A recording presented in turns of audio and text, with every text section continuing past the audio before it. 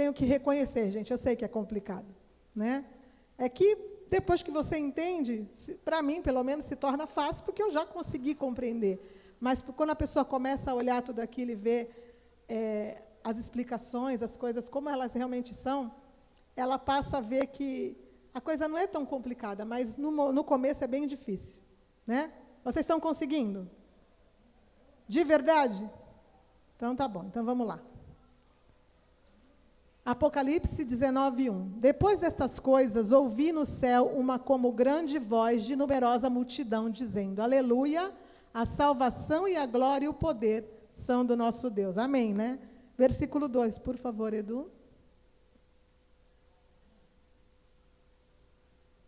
Porquanto verdadeiros e justos são os seus juízos, pois julgou a grande meretriz, que corrompia a terra com a sua prostituição, e das mãos dela vingou o sangue dos seus servos. A gente já sabe quem é a grande meretriz, né?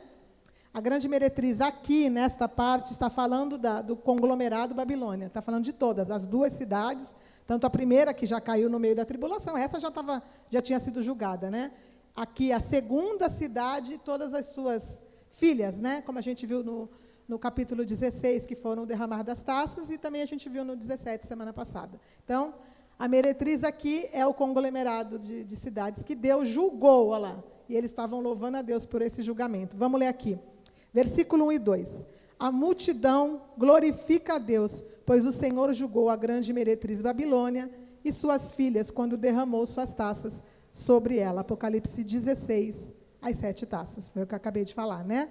Então, ó, o sangue derramado, o terceiro flagelo, porque o sangue que ele julgou aqui, ó, vamos achar lá, porque vingou o sangue dos seus servos. Mais uma vez, a gente vê aqui o cumprimento. Põe para mim do Apocalipse 16, no versículo 4, por favor. Derramou o terceiro a sua taça nos rios e nas fontes das águas, e se tornaram como sangue. Mais um. Então ouviu o anjo das águas, dizendo, tu és justo, tu que és e que eras o santo, pois julgastes estas coisas. Mais um. Porquanto derramaram o sangue dos santos e dos profetas, também sangue lhes tem sido dado a beber, pois são dignos disso. Mais um. Ouvi do altar que se dizia, certamente o Senhor Deus Todo-Poderoso, verdadeiros e justos são os teus juízos. Então, o sangue dos mártires também estava sendo julgado, tanto dos profetas, dos que morreram lá no início da igreja, como aqueles que a gente viu lá também no capítulo 6, né? no quinto selo, que falou dos que tinham morrido antes e dos que iam morrer dentro da tribulação. Vocês lembram, né? Lembram, né? Os mártires de dentro da tribulação, que pediam para Deus julgar o sangue deles, e Deus falou, opa, ainda não. Mas aqui chegou o momento Deus já estava julgando o sangue deles. Então, vamos voltar lá, versículos 3 agora. Aí, antes de eu ler, está aqui, ó, importante observação. Aqui, a meretriz, que é a cidade prostituta, com suas filhas, né, não foi julgada, porém o anticristo e os seus servos ainda serão. Ou seja, Deus começou pelas cidades e vai terminar pelo anticristo e pelos seus servos. Claro que tudo acontece dentro de uma sequência, né? Óbvio. Mas a gente vai entender agora como é que vai acontecer tudo isso, tá bom? Então vamos lá, versículo 3. Segunda vez disseram, aleluia, e a sua fumaça sobe pelos séculos dos séculos. A sua fumaça, estudo de vocês aí, versículo 3, sobe pelos séculos dos séculos. O seu juízo e destruição são eternos, e por todos os séculos. Ou seja, a destruição que Deus determina sobre todos eles, tanto as cidades como eles, ela é tomada como uma fumaça que sobe pelos séculos dos séculos, porque é eterno, não vai ter fim. A partir do momento que o juízo de Deus for decretado, quem teve o juízo decretado sobre ele, assim como as cidades que vão ser totalmente destruídas, e como aqueles que vão ser destruídos, é eternamente. E eternamente é algo que a gente não consegue nem entender, né? Vocês conseguem entender o eternamente? Não dá para a gente compreender a dimensão de um eternamente. Sem fim, né? Sem fim. E a fumaça sobe pelos séculos dos séculos, né? Então, vamos lá. Versículo 4, Eduardo, por favor. E os 24 anciões e os 4 seres viventes prostraram-se e adoraram a Deus, porque se acha sentado no trono, dizendo amém e aleluia. Mais um, por favor. Saiu uma voz do trono exclamando, dai louvores ao nosso Deus, todos os seus servos, os que o temeis, os pequenos e os grandes. Aí vai no estudo de vocês aí, adoração. Aqui acontece grande adoração dos 24 anciões, dos 4 seres viventes, pelo julgamento da grande meretriz. Assim como vimos darem glórias, quando o juízo foi decretado na 7ª trombeta, ela foi tocada e os anjos com as 7 taças se prepararam, não derramá-la sobre o reino da besta. Tem alguma coisa aqui que não está... De quem é? Ah, é o seu. O toque é igual. Deixa eu ler de novo. Ela foi tocada e os anjos com as 7 taças se prostraram, não é se prepararam, e derramaram sobre ela... Tem alguma coisa errada aqui, não estou entendendo essa frase aqui, mas vamos continuar. Vamos em Apocalipse 11, 15 e 18, porque essa adoração é a mesma adoração que a gente viu lá no capítulo 7, aliás, na 7ª taça, na 7ª trombeta, desculpa, gente. E também a gente está vendo agora, vamos lá. Apocalipse 11, 15 e 18, do 15 ao 18, põe no 15, 11, 15. Eu não sei o que está escrito aqui, que eu li esse estudo tantas vezes, acho que na hora de fazer a edição aqui, tem alguma coisa que ficou estranha. Vamos lá. O 7º anjo tocou a trombeta e houve no céu grandes vozes dizendo: o reino do mundo se tornou do nosso Senhor e do seu Cristo, e ele reinará pelos séculos dos séculos. Mais um. E os 24 anciões, você vê que é a mesma coisa, que se encontram sentados no seu trono diante de Deus, prostraram-se sobre o seu rosto e adoraram a Deus. Deixa eu ver se... Mais um. Dizendo: graças te damos, Senhor Deus Todo-Poderoso, porque és e que eras, porque assumistes o teu grande poder e passastes a reinar. Mais um. Na verdade, as nações se enfureceram, chegou, porém, a tua ira, e o tempo determinado para serem julgados os mortos, para se dar o galardão dos teus servos, os profetas, aos santos e aos que temem o teu nome, tanto aos pequenos como aos grandes, e para destruir os que destroem a terra. Vemos esse momento de adoração sendo anunciado também em Apocalipse 4, 9. Põe Apocalipse 4, 9.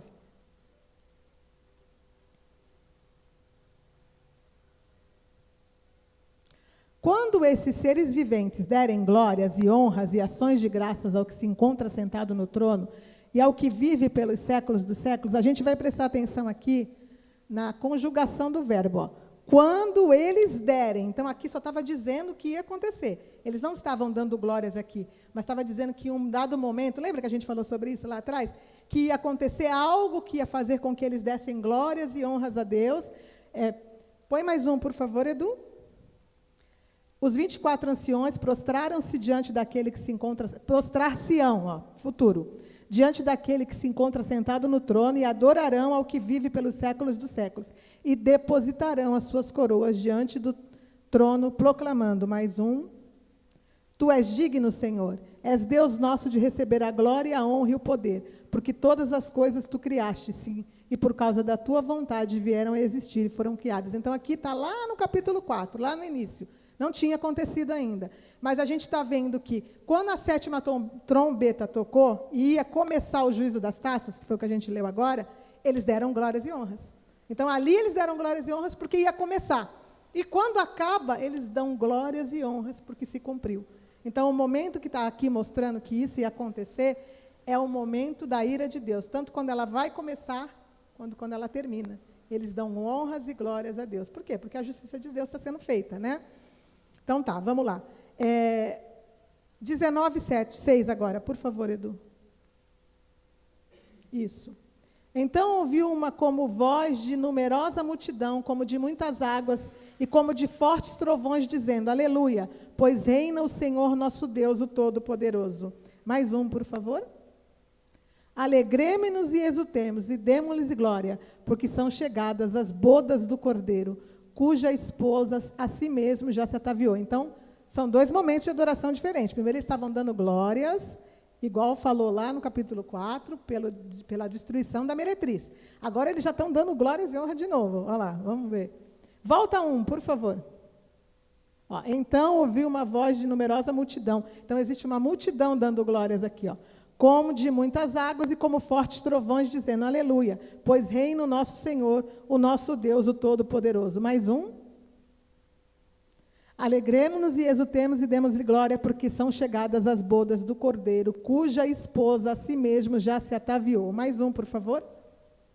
Pois lhe foi dado vestir-se de linho finíssimo, resplandecente e puro, porque o linho finíssimo são os atos de justiça dos santos. Então, aqui, eles já estavam dando glórias, porque estava chegando, já tinha chegado as bodas do Cordeiro. O que é as bodas do Cordeiro? Ninguém sabe. O que é bodas? Casamento, gente. Bodas não é casamento? Então, aqui vamos falar das bodas do Cordeiro. E quem é a noiva de Cristo?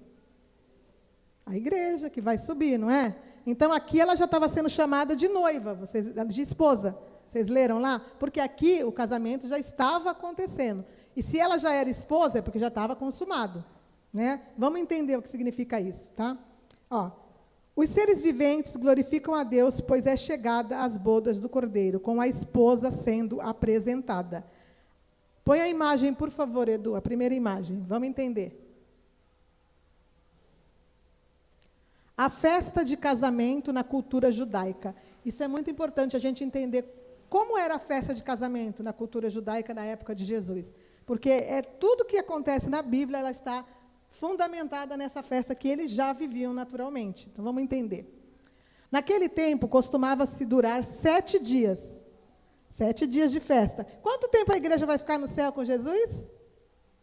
7 anos. Não é isso? A igreja sobe, aí a tribulação está acontecendo na terra, mas a igreja está lá no céu. Ela só desce agora no finalzinho. Então, os 7 dias é a representação dos 7 anos. Certo? Então, tá, vamos lá. Durante esses 7 dias, havia muita comida e bebida. E a festa era um momento de grande alegria e celebração, com a participação de familiares, amigos e convidados. O milagre de Caná, da Galileia, aquele milagre que Jesus fez, que transformou água em vinho, Caná da Galileia, lá, ocorreu durante esse período de festa. Então, aquela festa estava lá. Por que acabou o vinho? Porque 7 dias tem que ter vinho, hein? Tem que ter comida também, né? Tem que ter. Porque senão... Então, vamos lá. Os costumes matrimoniais judaicos. Vai no estudo de vocês aí. Nos tempos bíblicos, envolviam 3 etapas principais. A gente vai ler sobre ela um pouquinho agora. Ó. A primeira etapa era o noivado, o estabelecimento da aliança matrimonial. O segundo passo era a tomada. Esse ato era realizado à noite e envolvia a consumação do casamento, quando o noivo levava a noiva para a casa de seu pai. Este era a essência da cerimônia e corresponde ao casamento do Cordeiro, que está em Apocalipse 19, 7. Então, vamos entender. Eu vou explicar para vocês. O casamento judaico era assim, ficavam noivos, mas o noivado ele já era um contrato de casamento. Então, eles eram noivos, sim, porque não tinha consumação, mas já estavam casados, perante a lei deles, já existia um contrato de casamento. Então, quando a Maria fica grávida, e ela ainda não estava morando com José, mas ali diz o que? Ela já estava o quê? Desposada, que ela já era a esposa dele, não é isso que a Bíblia fala? Por quê? Porque eles já tinham esse contrato de casamento.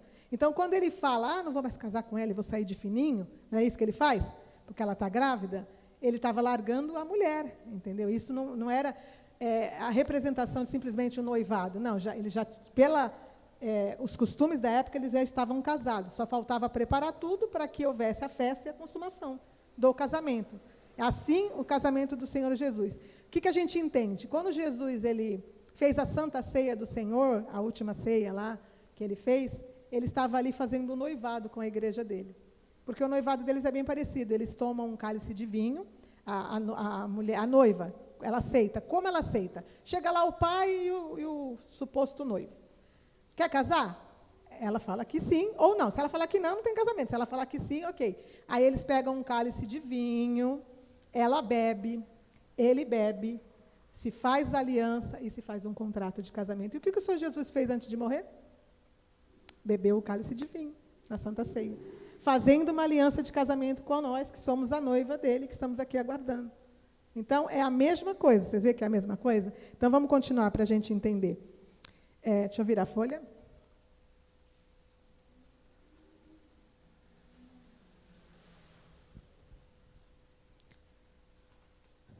Viraram? O terceiro passo.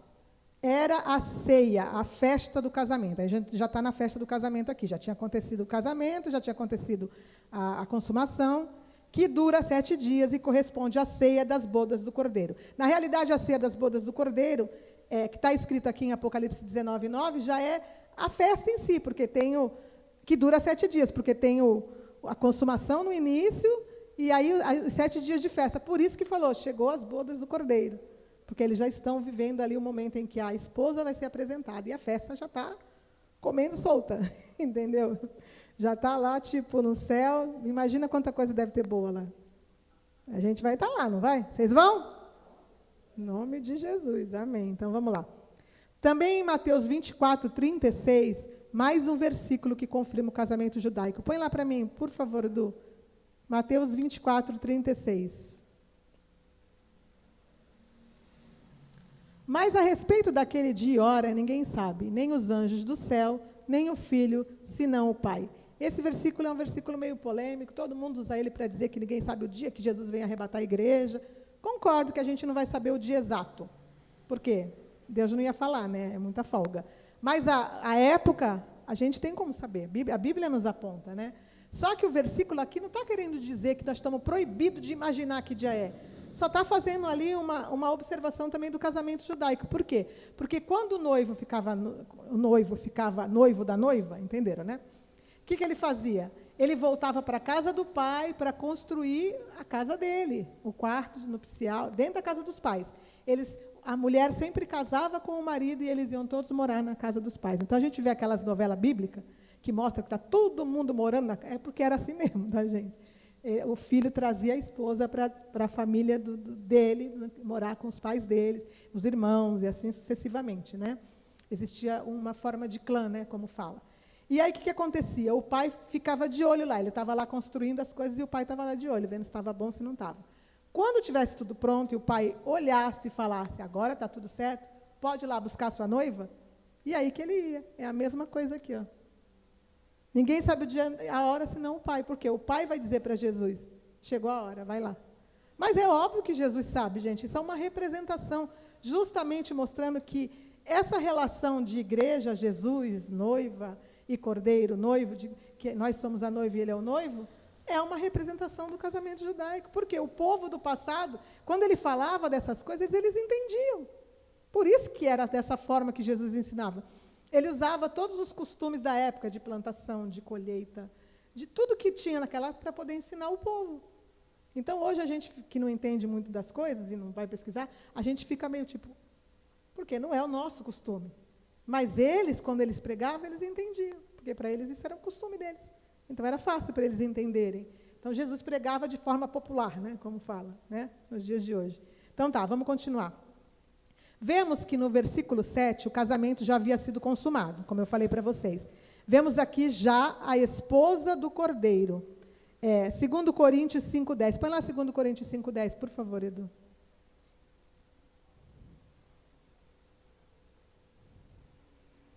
Porque importa que todos nós compareçamos perante o tribunal de Cristo, para que cada um receba segundo o bem ou o mal que tiver feito por meio do corpo. Então, vamos entender o que vai ser essa consumação do casamento para nós? O que vai ser? O que nós vamos chegar lá? O que nós vamos fazer? Primeiramente, passar pelo tribunal de Cristo, lá. Ó. Todos compareceremos ao tribunal de Cristo. Para sermos condenados? Não, a gente já está salvo. Mas a gente vai ser julgado segundo o bem ou o mal que tivermos feito por meio do corpo. Então, vai ter galardões, Deus vai dar recompensas. Um exemplo só, gente. A Patrícia serviu bonitinho, fez bastante coisa. Está aqui seu galardão. A Letícia já fez menos, o galardão dela vai ser menor. Mas todos já estão salvos. Mas ali Deus vai estar tratando com a igreja dele, vai ser o momento da coroa, vai ser o momento dos galardões. Essa é a consumação, onde o Senhor Jesus vai colocar no tribunal dele a igreja dele. Vamos entender 2 Timóteo 4, por favor, Edu, 4:8. 2 Timóteo 4:8. Já agora a coroa da justiça me está guardada, ao qual o Senhor, reto juiz, me dará naquele dia. E não somente a mim, mas também a todos quantos amaram a sua vinda. Então, mais uma comprovação aqui do momento da consumação do casamento. Jesus vai estar lidando com a noiva dele, certo? Agora vai em 1 Coríntios 3, 11. Por favor, Edu. Porque ninguém pode lançar outro fundamento além do que foi posto, o qual é Jesus Cristo. Mais um. Contudo, se o que alguém edifica sobre o fundamento é ouro, prata, pedras preciosas, madeira, feno, palha, mais um. Manifesta se tornará a obra de cada um, pois o dia a demonstrará, porque está sendo revelado pelo fogo, o qual seja a obra de cada um, o próprio fogo aprovará. Mais um. Se permanecer a obra de alguém que sobre o fundamento edificou, esse receberá galardão. Mais um. Se a obra de alguém se queimar, sofrerá ele dano, mas esse mesmo será salvo, todavia, como através do fogo. Deixa eu ver se tem mais um aqui. Não, é o 15 mesmo. Então, é aquilo que eu falei para vocês. Está todo mundo salvo. Mas vamos ver o que essa pessoa fez? Vamos ver se a obra dela foi edificada como ouro, como palha, como pedra preciosa, porque palha queima, né? Madeira também. E o fogo é a presença de Deus, é o Espírito Santo, que vai passar na vida da pessoa e falar, sinto muito, sua obra não estava muito boa, não. Você se salvou, tipo, nos 45, no segundo tempo, quase na trave, entrou, tipo, raspando, mas foi salvo, glória a Deus, né?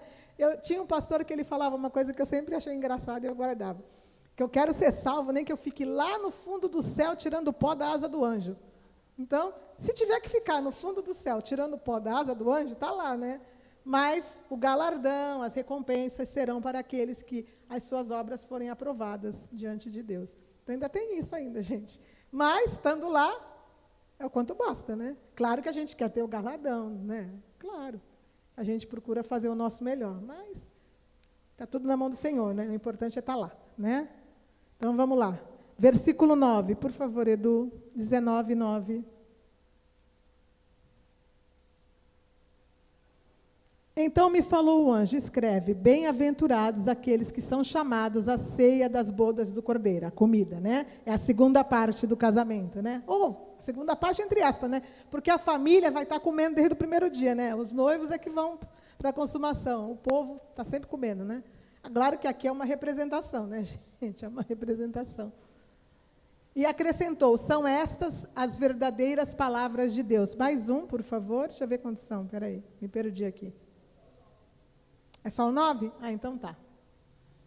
Então tá. Bom, o que a gente vê? Que a consumação do casamento acontece no início e as bodas depois. E aqueles que são chamados para a boda, ó, bem-aventurados, está escrito aqui, felizes.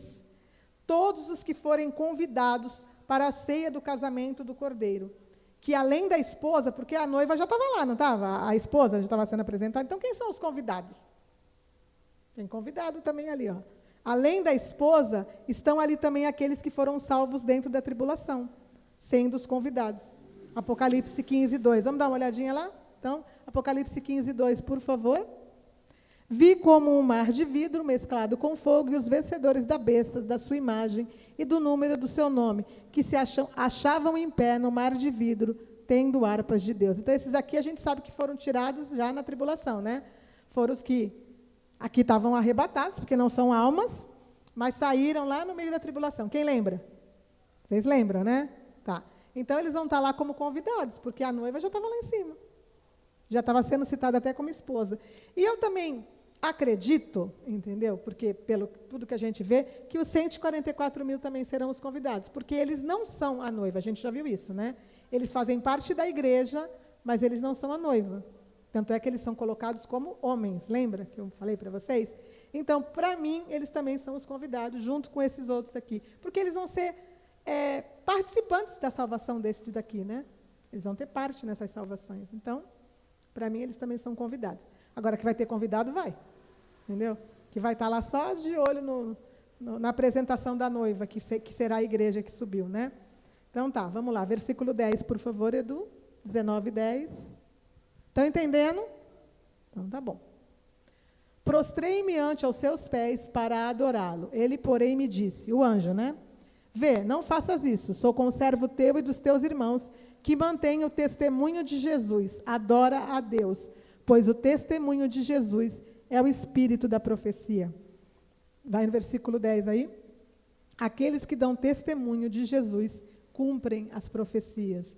Então, as profecias, elas são cumpridas por aqueles que dão o testemunho de Jesus, porque o dar testemunho de Jesus já está dentro disso que é o crer nas profecias. Né? Para você dar testemunho de Jesus, tem que crer.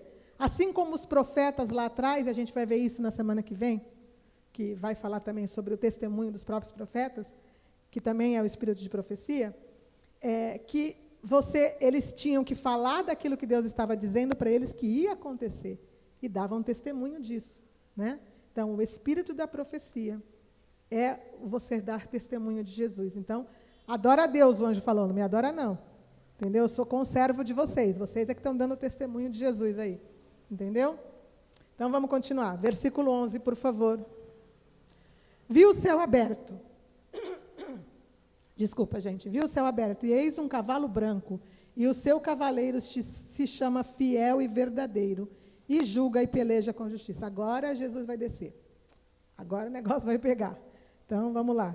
Versículo 11. Chegou o momento em que o Senhor Jesus vai descer para a peleja com o anticristo, Satanás e os seus servos. Então, chegou o cumprimento do momento, do findar do juízo de Deus mesmo. Né? Lembrando que as meretrizes já tinham sofrido juízo, né? O andamento do julgamento já estava acontecendo.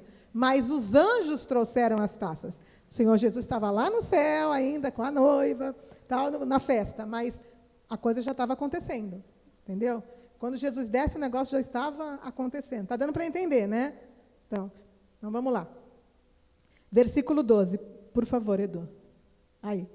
Os seus olhos são chama de fogo, e na sua cabeça há muitos diademas. Diademas são coroas. Olha lá, Jesus ele tem muitos diademas. Coroa de rei. Ele não tem só um, tem vários. Olha lá. Tem um nome escrito que ninguém conhece, senão ele mesmo. Quem lembra lá em Apocalipse 3, se eu não me engano, nas cartas das igrejas, que ele disse que ele ia ganhar um novo nome?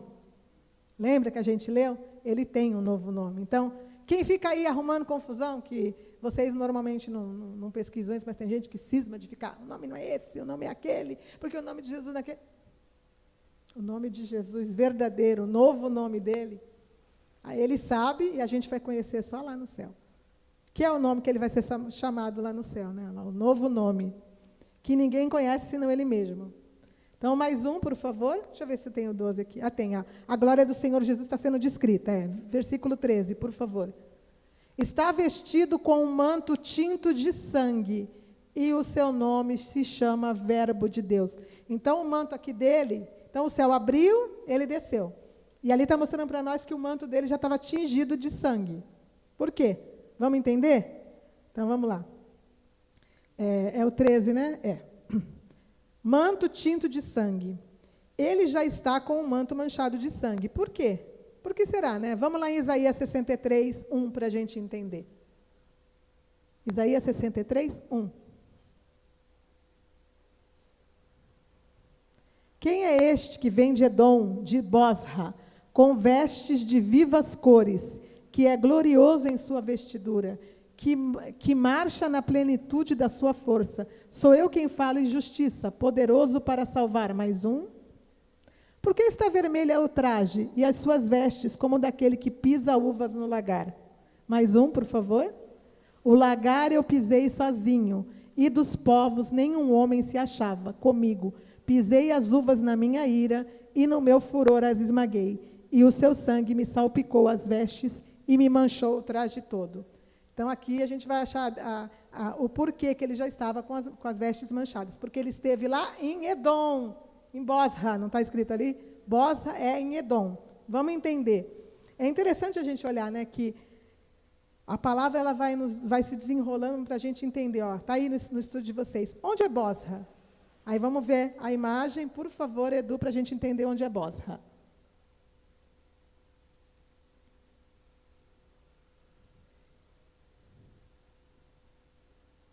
É o mapinha. Primeira falando.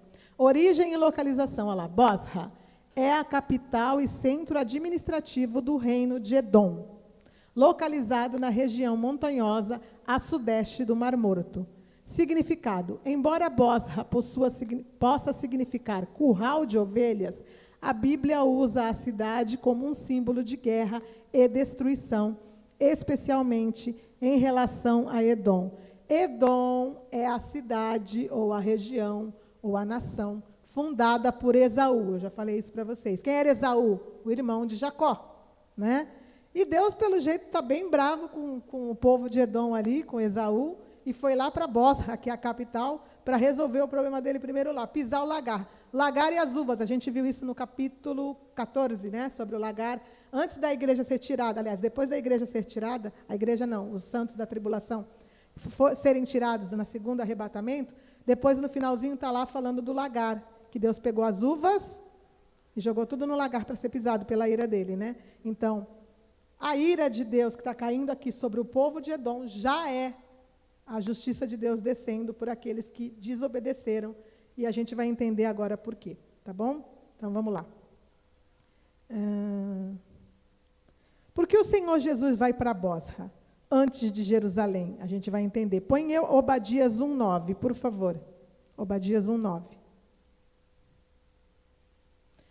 Os teus valentes, ó Temã, estarão atemorizados, para que o monte de Esaú seja cada um exterminado pela matança. Temã é uma região também de Edom, tá? É que aqui está sendo citado.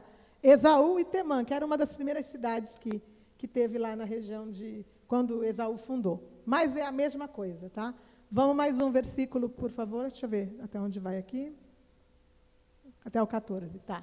Por causa da violência feita a teu irmão Jacó. Ó, vamos entender. Cobrir-te-á a vergonha e serás exterminado para sempre. Mais um.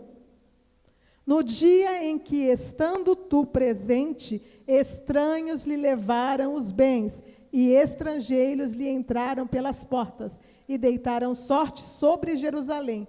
Tu mesmo era um deles. Mais um. Mas tu não devias ter olhado com prazer para o dia do teu irmão, o dia da sua calamidade, nem ter te alegrado sobre os filhos de Judá no dia da sua ruína, nem ter falado de boca cheia no dia da angústia. Mais um.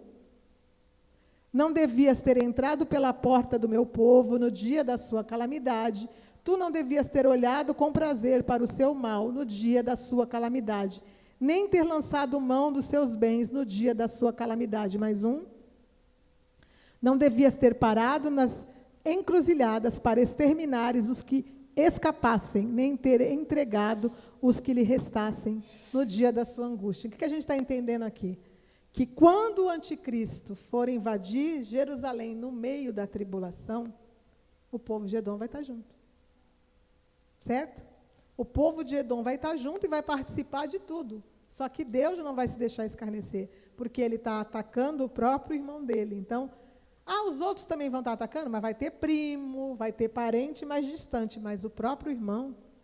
Então, Deus ele vai primeiro julgar Edom e Bosra, o povo de Edom, porque o povo de Edom, além de participar, ainda vai trair, ainda vai pegar na curva quem estiver fugindo, vai entregar, vai matar, entendeu? Então, Deus ele vai simplesmente julgá-los primeiro e destruir o povo de Edom por causa disso. Vamos entender. Deixa eu ver aqui. Edom é a nação fundada por Esaú, já expliquei isso para vocês, irmão de Jacó. Põe a imagem para mim, por favor, Edu, do mapinha. Agora é o mapa. Aqui, ó. Vamos entender. Vou colocar aqui a folha.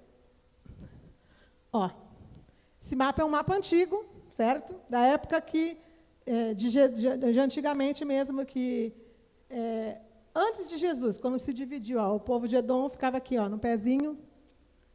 Aqui, Israel, Jerusalém, aqui a Filístia, que é onde está Gaza hoje, mas hoje está tudo como Israel, né? Lá em cima, ó, Israel do norte, aqui Israel do sul, Judá, Jerusalém, Edom, certo? Bosra. Está vendo aqui, ó? Bosra, Temã, Edom. Moabe, Amon, que são os primos, filhos de Ló, com as filhas dele, Amon e Moabe, são os dois filhos dele. E os povos descendentes, que são primos, são os povos também que estão ao redor de Israel. E o irmão aqui embaixo. Claro que hoje tem outros nomes, né? A gente sabe, mas para mostrar para vocês que Deus ele vai se vingar de todo aquele que participar, infelizmente, desse juízo. Não só o anticristo, como todos aqueles que estiverem com eles. As nações, as cidades das nações que estiverem com eles, né? Hoje, essa região que está em volta ali de Israel é a Jordânia. Tá? Tanto Edom, como Moabe, como Amon, só que Edom ainda pega um pedaço também da Arábia, ali embaixo, saudita, hoje, né? Mas a região que está em volta ali, a maioria é Jordânia hoje, que está em volta de Israel, né? Mas a gente já viu, lembra o mapinha da semana passada que eu mostrei para vocês? Da grande Israel? Das cidades que estão hoje lá? Então, que vai ser a grande Babilônia, que vão estar juntas? Então, vão participar junto, né? Só que Deus vai... Com Edom, a coisa vai ficar mais difícil para Edom, né? Então, vamos continuar. Vocês estão entendendo, né?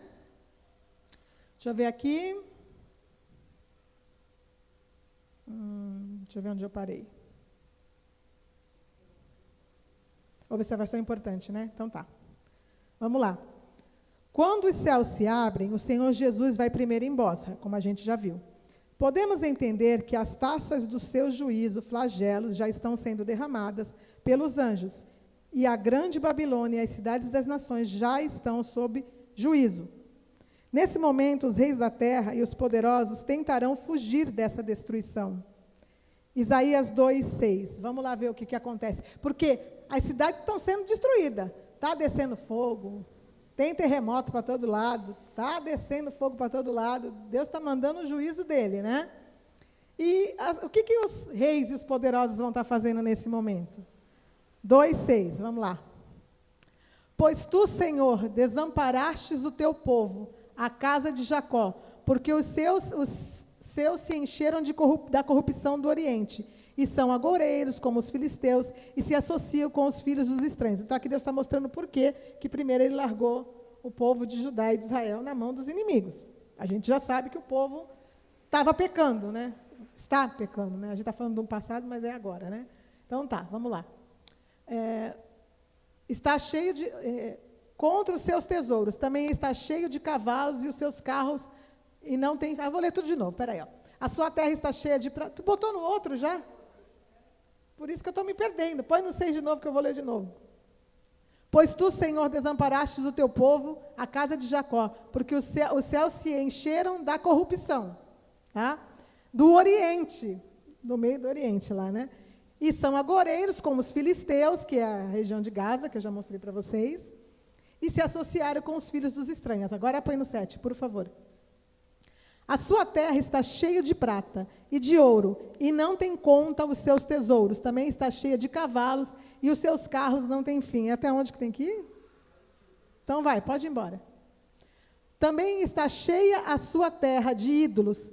Adoram a obra das suas mãos, aquilo que os seus próprios dedos fizeram. Mais um.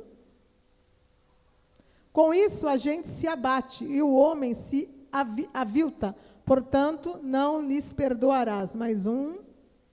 Vai, entra nas rochas e esconde-te no pó, ante ao terror do Senhor e à glória da sua majestade. Mais um. Os olhos altivos dos homens serão abatidos, e a sua altivez será humilhada. Só o Senhor será exaltado naquele dia. Mais um. Porque o dia do Senhor dos Exércitos será contra todo soberbo e altivo, e contra todo aquele que se exalta, para que seja abatido. Mais um. Contra todos os cedros do Líbano altos, muito elevados, e contra todos os carvalhos de Bazã. Cedros do Líbano, carvalhos de Bazã, está tudo nas regiões que eu já mostrei para vocês. Mais um. Contra todos os montes altos e contra todos os outeiros elevados. Mais um. Contra toda a terra alta e contra toda a muralha firme. Mais um. Contra todos os navios de Tarsis e contra tudo que é belo à vista. Mais um. Pode ir. A arrogância dos homens será abatida e a sua altivez será humilhada. Só o Senhor será exaltado naquele dia. Pode pular mais um, por favor? Os ídolos serão de todos destruídos. Mais um. Então os homens se meterão nas cavernas das rochas e nos buracos da terra, ante ao terror do Senhor e à glória da sua majestade, quando ele se levantar para espantar a terra. Mais um. Naquele dia os homens lançarão as toupeiras e aos morcegos os seus ídolos de prata e os seus ídolos de ouro que fizeram para ante eles se prostrarem. Mais um. E meter-se-ão pelas fendas das rochas e pelas cavernas das penhas, ante ao terror do Senhor e à glória da sua majestade, quando se levantar para espantar a terra. Então, está bem explicadinho aqui, né? Vamos entender. Deixa eu só me achar aqui, gente, hoje eu estou meio perdida. Eu li Apocalipse 6, 15 e 17. Vamos ver onde é que está escrito isso também? Apocalipse 6, 15 ao 17. Aos reis da terra, os grandes e os comandantes, os ricos e os poderosos, e todo escravo e todo livre, se esconderão nas cavernas e nos penhascos dos montes. Aqui a gente está lá em Apocalipse 6, quando eu li para vocês, que ali, quando abre o sexto selo, acontece o arrebatamento, vem todo um resumo dos acontecimentos, que está dentro ali, tanto as taças como as trombetas como as taças. Então, aqui é o finalzinho lá do 6, ó. E está falando justamente do que está acontecendo lá. Eles vão se enfiar nas cavernas das rochas. Mais um, por favor, Edu. Por quê? E disseram aos montes e aos rochedos, caí sobre nós, e escondei-nos da face daquele que se assenta no trono e da ira do Cordeiro. Então, está bem mostrado aqui para nós por que eles estavam se escondendo. Mais um. Porque chegou o grande dia da ira deles. E quem é que pode suster-se? Vejam como tudo se fecha. Então, na hora do vamos ver, que o negócio o fogo estiver caindo, eles vão tentar se esconder para fugir da ira de Deus. Mas não tem como fugir da ira de Deus, né? Então, vamos continuar. Quando o Senhor Jesus vai para Jerusalém, encontra o anticristo e os seus exércitos congregados. E ali a destruição é determinada, quando ele pisa o Monte das Oliveiras e traz derrota ao anticristo. Antes da gente ir para Zacarias, deixa eu só pensar aqui. Vai naquela taça, que eu não lembro agora qual é, eu acho que é a sexta, que fala que eles vão se congregar. No meio das taças, eles já com tudo caindo lá, mostra que eles se congregam, que eles vão lá para Meguido, lembra? Para Armagedon? Vamos olhar. Acha para mim aí, Du, que eu não anotei essa. Para vocês verem que o negócio está... Os flagelos estão caindo, o fogo está sendo derramado, o juízo está caindo das taças, e eles estavam, tentando se esconder, mas não tinha jeito. Eles falaram, opa, vamos lá contra o Cordeiro, a gente tem que lutar contra ele. Ah lá. Não, 6, 7, 17, não é aqui não. Está procurando, né? É 16 alguma coisa.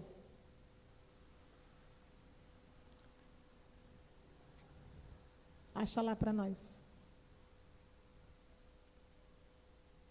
Essa agora, na hora que eu estava falando, é que me lembrei. Eu não anotei. Por isso que eu falo, eu faço o estudo, mas tem tanta informação que vocês não têm noção de quantas vezes eu mexo nele depois que já está pronto, porque eu só vou acrescentando. E mesmo assim, ainda fica faltando, porque é muita coisa, né? É muita coisa. Não, é antes. É quando eles vão se congregar.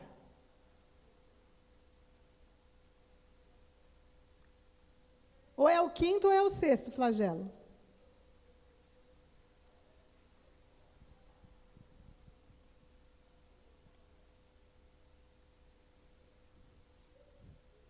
Deixa o universitário achar ali.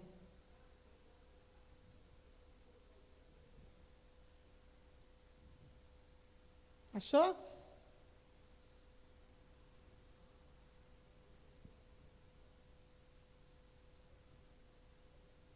Ai, se eu tivesse com meu celularzinho mais fácil, nada na mão, já tinha achado.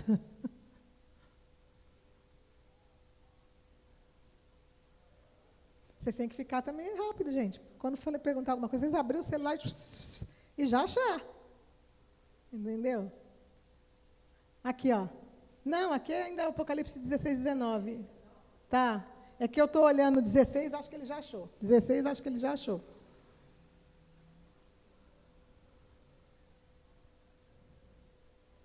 Vocês viram a parte que a gente leu que eles vão se juntar com os estranhos também? A gente estava lendo agora lá em Isaías. Não sei se vocês prestaram atenção. Que eu já falei para vocês que o anticristo servirá a um Deus estranho, como está dizendo em Daniel. Então ele vai se juntar com os estranhos. Quem são os estranhos? O Deus do anticristo e os gafanhotos que vão estar com eles. Até isso está citado ali. É que eu fui lendo e a coisa vai vindo na minha cabeça, eu só vou passando, mas ali está falando assim, que eles se juntaram com os estranhos também. Os estranhos são eles. O Deus estranho, que é a imagem da besta, e os soldadinhos que vão subir do poço do abismo, que são os gafanhotos, né? Ou os demônios. Não achou, Du? É o quinto flagelo. Quando fala das rãs. É que você não está achando que está no começo. Vai estar lá. Acho que é o sexto. Dá uma olhadinha no sexto flagelo. Ou na sexta taça.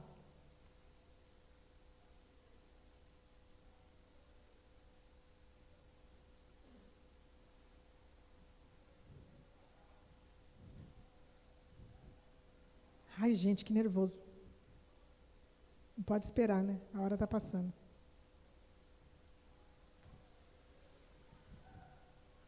Vocês também não acharam? Você está no capítulo 16? Então vai lá no sexto flagelo. Vê lá se é ele. O primeiro, o segundo, o terceiro, o quarto, eu sei que não é. Ou é o quinto ou é o sexto. É que eu não estou lembrando agora. Que fala das rãs que saem da boca de Satanás, do dragão. Que o rio Eufrates seca. É a seca do rio Eufrates.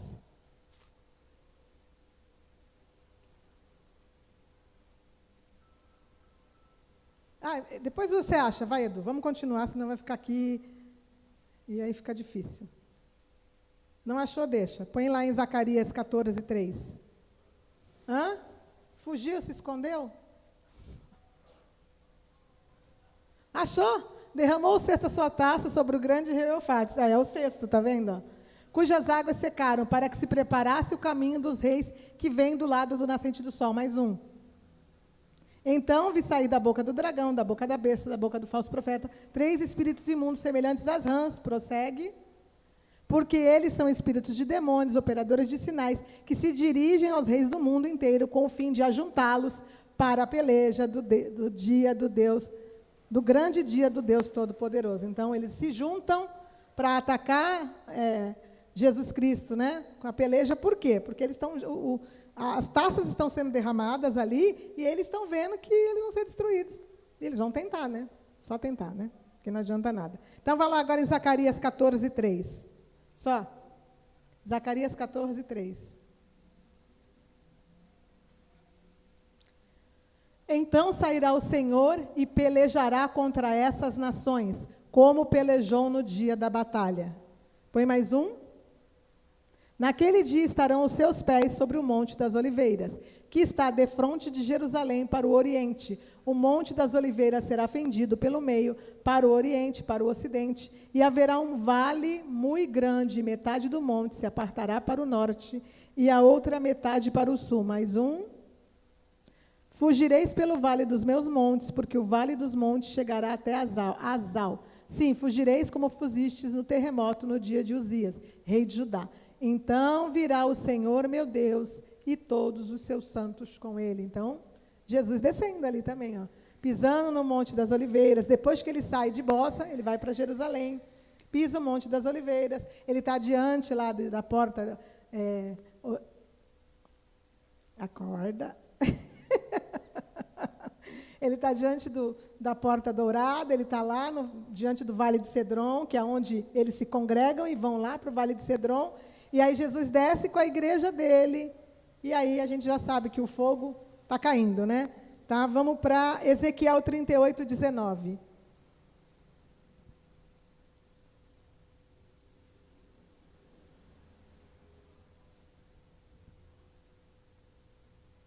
Pois no meu zelo e no brasume do meu furor disse que naquele dia será fortemente sacudida a terra de Israel. Então, voltando de novo, vamos lá.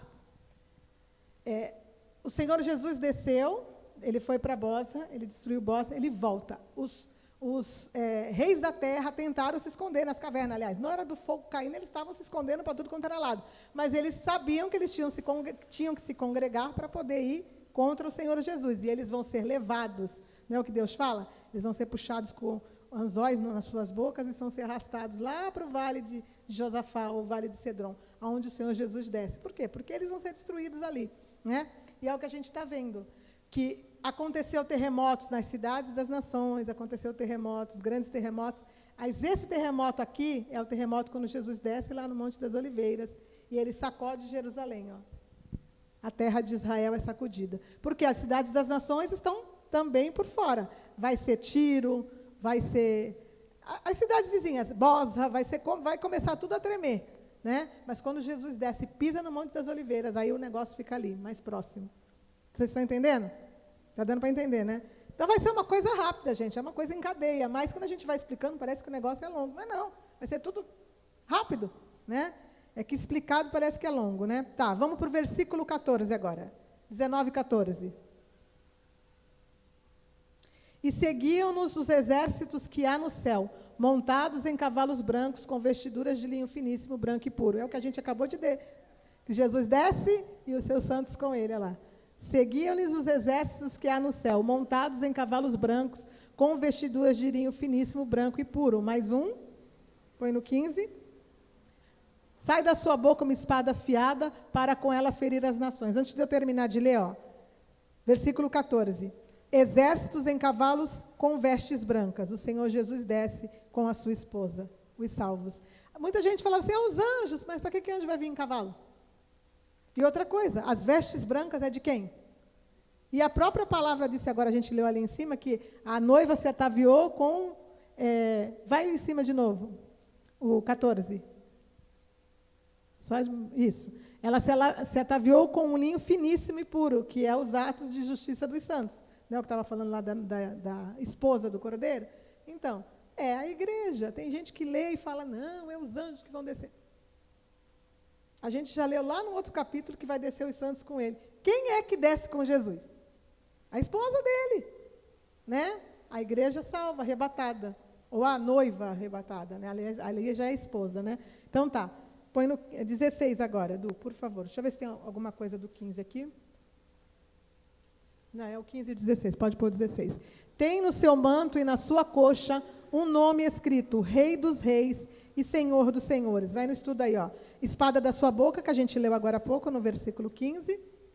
A espada aqui, nesse contexto, é a sua palavra. Lembra que eu falei que o Senhor Jesus vai julgar o povo com a palavra dele? A palavra é o juízo sobre eles. Por quê? Porque eles transgrediram toda a palavra. E o próprio Jesus é a palavra, né? Ele julgará as nações e com ela, e por sua palavra serão condenados e pisados no lagar da cólera de Deus. Põe lá em Apocalipse 2,12, Edu, por favor. 2,12. O anjo da igreja em Pérgamo escreve, estas coisas diz aquele que tem a espada afiada de 2 gumes. Então, a espada afiada de 2 gumes. Põe no 16 agora. Não na sequência, põe no 2,16. Isso. Portanto, arrepende-te, senão venho a ti sem demora, e contra eles pelejarei com a espada da minha boca. Tá. Vamos lá, agora põe em 2,26, por favor. Ao vencedor que guardar até o fim as minhas obras, eu lhe darei autoridade sobre as nações. É a sequência do versículo, né? Põe mais um, por favor, Edu. E com o cetro de ferro as regerá, e os reduzirá em pedaços, como se fossem objetos de barro. Tá. Vamos, deixa eu ver.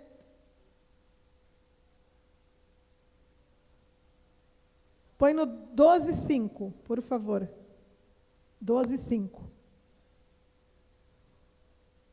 Nasceu-lhe, pois, um filho varão que há de reger todas as nações com cetro de ferro. Então, do mesmo jeito que o Senhor Jesus vai reger as nações com cetro de ferro, o filho varão, que é a igreja arrebatada, ali também faz parte de 144 mil, porque quando estiver lá no milênio e lá na eternidade, principalmente no milênio, a igreja dele, que vai tanto fazer parte dos 144 mil, como a noiva, vão reger as nações com cetro de ferro, ou seja, vão ser os governantes junto com ele.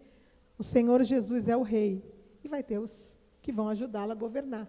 Por quê? Porque no milênio vai ter pessoas, e vai se multiplicar pessoas, e a gente vai ver isso já já. Tá? Então, tá. Põe agora no 14 e 19, por favor. Então o anjo passou a sua foice na terra e vidimou a videira da terra e lançou-a no grande lagar da cólera de Deus. Então ali estão os versículos que estão resumindo o versículo 15 e o 16, tá? Que a gente leu agora. Vamos para o versículo 17 agora, Edu, por favor. 19 e 17. Então vi um anjo posto em pé no sol, e clamou com grande voz, falando a todas as aves que voam pelo meio do céu: Vinde, reuni-vos para a grande ceia de Deus. Põe mais um, por favor. Para que comais carnes de reis, carnes de comandantes, carnes de poderosos, carnes de cavalos e de seus cavaleiros, carnes de todos os, quer livres, quer escravos, tanto pequenos como grandes. Então, o anjo já estava preparando o banquete dos pássaros lá, das aves.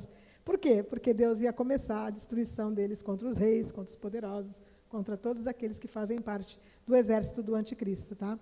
E aí a gente vê isso também, ó. Aqui vemos o momento em que o juízo de Deus é derramado sobre a besta, ou o anticristo, e o seu exército, que é descrito também em Joel 3:2. Vai lá em Joel 3:2, por favor, Edu. Congregai todas as nações e as farei descer ao vale de Josafá, aquilo que eu falei para vocês, olha lá. Eles estão lá em Meguido, aí ele vai fazer eles descer para o vale de Josafá, que é o vale de Cedron, que está lá diante da porta do Monte das Oliveiras. E ali entrarei em juízo contra elas, por causa do meu povo e da minha herança, Israel, a quem lhes espalharam por entre os povos, repartindo a minha terra entre si. Mais um. Lançaram sorte sobre o meu povo, deram meninos por meretrizes e venderam meninas por vinho que beberam. Mais um. Deixa eu ver até quando, até o 14. Que tendes vós comigo, Tiro e Sidom, a gente já viu tudo isso, ó. E todas as regiões da Filístia, é isso, vingança que quereis contra mim? Se assim me quereis vingar, farei sem demora cair sobre a vossa cabeça a vossa vingança. Mais um. Visto que levastes a minha prata e o meu ouro, e as minhas joias preciosas metestes nos vossos templos, os despojos, né? Mais um. E vendestes os filhos de Judá e os filhos de Jerusalém aos filhos dos gregos, para os apartar para de longe dos seus limites. Mais um. Eis que eu os suscitarei do lugar para onde os vendestes, e farei cair a vossa vingança sobre a vossa própria cabeça. Vocês lembram que eu expliquei para vocês que o Império Romano, que é o quarto império do animal, da besta, que tinha 10 chifres? Lembra, Daniel? Tinha o leão, que era a Babilônia, tinha o urso, que era a Medo-Persa, tinha o leopardo, que era a Grécia, e tinha um que era uma besta com 10 chifres, dentes de ferro, e que tinha unhas de bronze, que eu falei para vocês que era uma mistura do Império Grego com o Império Romano. Então, ali não falou para nós que eles venderam para os gregos? Por quê? Porque dentro de todo esse corpo de destruição do qual o anticristo virá, também estão ali a descendência dos gregos. Nós estamos falando do Império Grego do passado, né? Daqueles que descendem hoje do Império Grego. Então, sempre está tudo citado, né? Então, mais um, por favor, Edu. Venderei vossos filhos e vossas filhas aos filhos de Judá, e estes aos sabeis a uma nação remota, porque o Senhor o disse. Mais um. Proclamai isto entre as nações, apregai guerra santa, suscitai os valentes, cheguem-se, subam todos os homens de guerra. Mais um. Forjai espadas das vossas relhas de arado e lanças das vossas podadeiras. Digo fraco, eu sou forte. Mais um.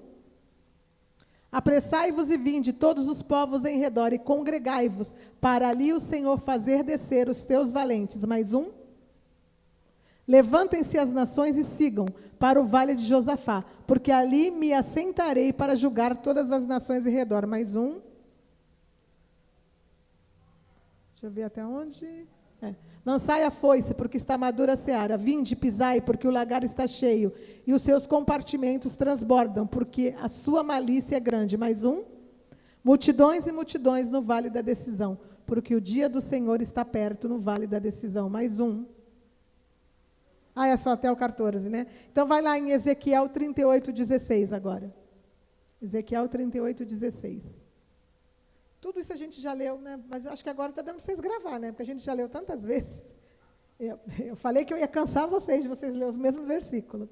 E subirás contra o meu povo de Israel como nuvem para cobrir a terra.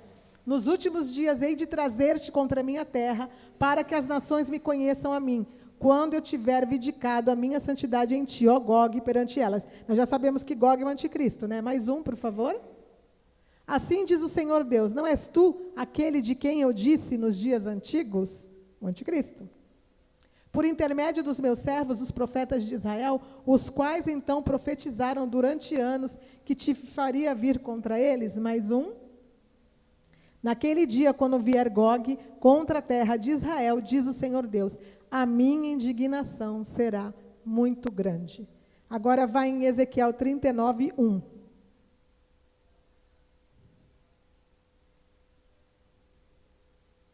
Tu, pois, ó filho do homem, profetiza ainda contra Gog, e diz, assim diz o Senhor Deus, eis que eu sou contra ti, ó Gog, príncipe de Ros, Meseque e Tubal. Mais um. Far-te-ei que te volvas e te conduzirei. Far-te-ei subir dos lados do norte e te trarei aos montes de Israel. Da onde que eles vêm? Lá dos lados do norte, né? Tanto Tiro, que é a cidade dele, Babilônia, a prostituta principal do meio da tribulação, né? Vai ser Tiro, como Meguido, onde eles vão se congregar, também está lá no norte. Eu já vou mostrar para vocês já. Vamos continuar. Dos lados do norte, espera aí, não terminei de ler. E te trarei aos montes de Israel, mais um. Tirarei o teu arco da tua mão esquerda e farei cair as tuas flechas da tua mão direita. Mais um. Nos montes de Israel cairás, tu e todas as tuas tropas, e os povos que estão contigo, e toda a espécie de aves de rapina, e os animais do campo, eu te darei para que te devorem. Mais um. Cairás em campo aberto, porque eu falei, diz o Senhor Deus. Mais um. Meterei fogo em Magog, que é a Magog espiritual, porque Gog é da terra de Magog, a gente já viu que a terra de Magog física é lá em cima, da onde vem a genética ali de muitos povos, mas a Magog que ele vai construir a cidade dele vai ser Tiro. Então, é a Magog espiritual. Meterei fogo em Magog e nos que habitam seguros nas terras do mar, litoral de Tiro, né, do Líbano, e saberão que eu sou o Senhor. Mais um. Farei conhecido o meu santo nome no meio do meu povo, de Israel, e nunca mais deixarei profanar o meu santo nome. E as nações saberão que eu sou o Senhor, o santo de Israel. Mais um. Eis que vem e se cumprirá, diz o Senhor Deus. Este é o dia de que tenho falado. Gente, sabe o que eu vi que eu não li aqui? Põe Ezequiel 39, 17, que a gente falou dos pássaros e eu não li, eu pulei. Ezequiel 39, 17. Aqui, ó. Tu, pois, ó filho do homem, assim diz o Senhor Deus, dize às aves de toda a espécie, ó, a mesma coisa que está lá em Apocalipse que a gente leu, ó, e a todos os animais do campo, ajuntai-vos e vinde, ajuntai-vos de toda parte para o meu sacrifício, que oferecerei por vós, sacrifício grande nos montes de Israel, e comereis e bebereis sangue. Mais um. Comereis a carne dos poderosos e bebereis o sangue dos príncipes, olha lá, da terra, dos carneiros e dos cordeiros, dos bodes e dos novilhos, todos engordados em Bazã. Mais um. Do meu sacrifício que oferecerei por vós, comereis a gordura até vos fartardes, e bebereis o sangue até vos embriagardes. Mais um. A minha mesa, vós vos fartareis de cavalos e de cavaleiros, de valentes, e todos os homens de guerra, diz o Senhor Deus. Mais um. Manifestarei a minha glória entre as nações, todas as nações verão o meu juízo que eu tiver executado, e a minha mão que sobre elas tiver descarregado. Então, aqui a gente está vendo que está lá no versículo, acho que é o 17, né? Põe lá de novo, no 19 e 17, Edu. Eu pulei aquela hora, eu estava lendo e pulei. É isso mesmo, ó. Então vi um anjo posto em pé no sol e clamou com grande voz, falando a todas as aves que voam por meio do céu. Vinde e reunamos para a grande ceia de Deus. Mais um. Para que comais carnes de reis, carnes de comandantes, carnes de poderosos, de cavalos, dos seus cavaleiros, carne de todos, quer livres, quer escravos, tantos pequenos como grandes. O mesmo acontecimento sendo citado. Então, não tem para onde correr, né? Estou mostrando para vocês aqui que é o mesmo acontecimento, que está descrito tantos séculos antes.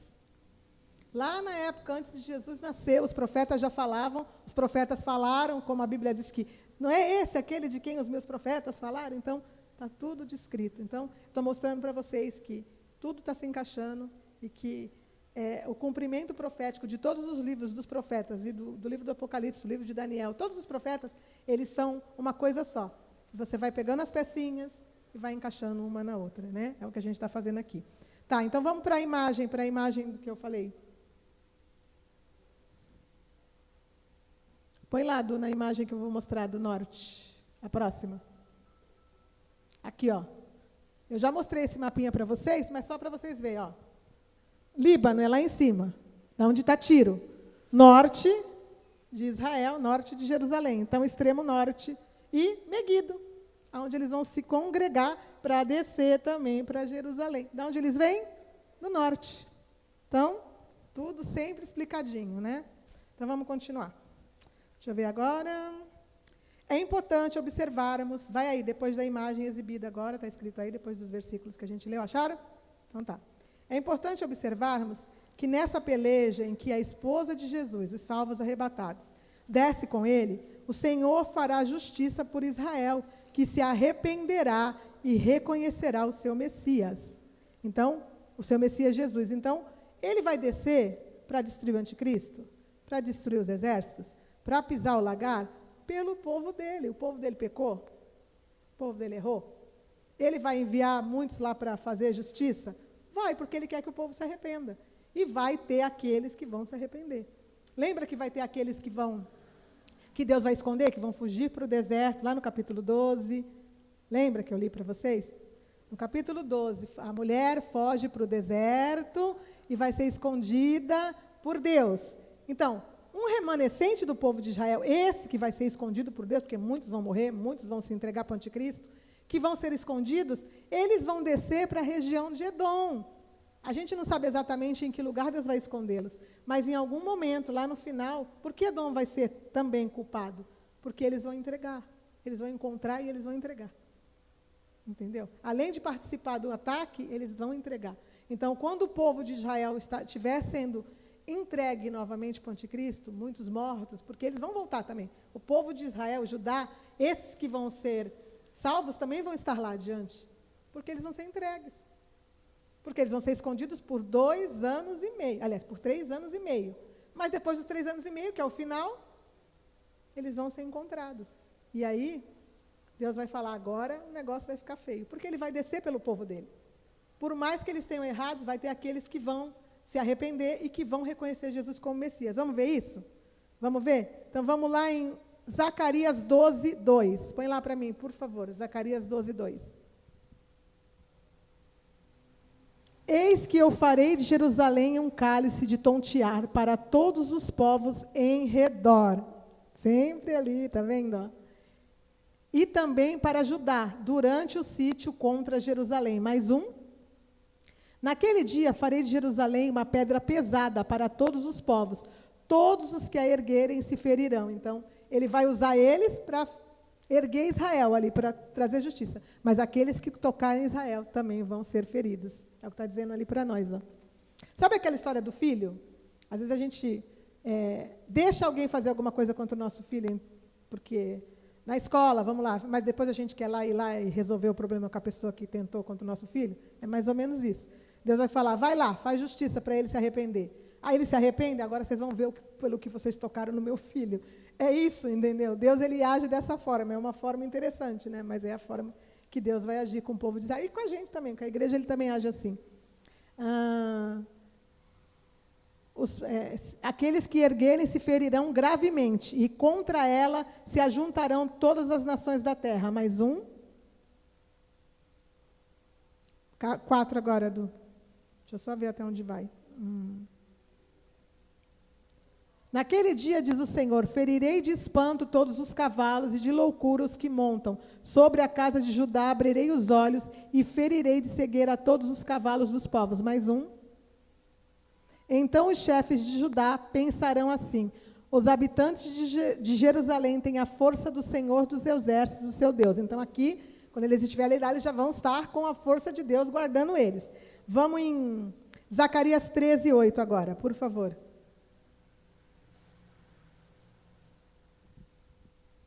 Em toda a terra, diz o Senhor, 2/3 dela serão eliminados e perecerão, mas a 3ª parte restará nela, que é a terra de Israel, tá, gente? Mais um. Farei passar a 3ª parte pelo fogo, e a purificarei como se purifica a prata, e a provarei como se prova o ouro. Ela invocará o meu nome, e eu a ouvirei. direi, é o meu povo, e ela dirá, o Senhor é o meu Deus. Deixa eu ver. Obadias 1. Por favor, Obadias 1, 15. Porque o dia do Senhor está prestes a vir sobre todas as nações. Como tu fizestes, assim se fará contigo. O teu malfeito tornará sobre a tua cabeça. Mais um. Porque como bebestes no meu santo monte, assim beberão de contínuo. Todas as nações beberão, sorverão e serão como se nunca tivesse sido. Mais um. Mas no monte Sião haverá livramento.